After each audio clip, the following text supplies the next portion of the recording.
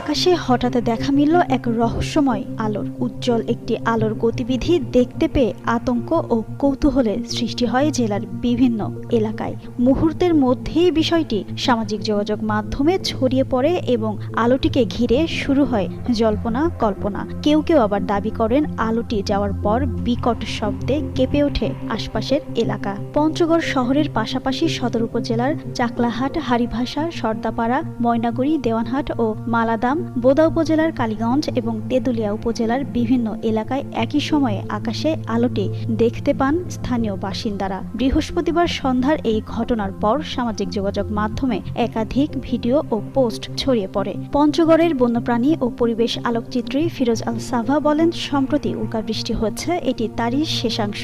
উল্কাটি খুব কাছাকাছি বায়ুমণ্ডলে প্রবেশ করায় আলো ও শব্দ দুটোই বোঝা গেছে। তার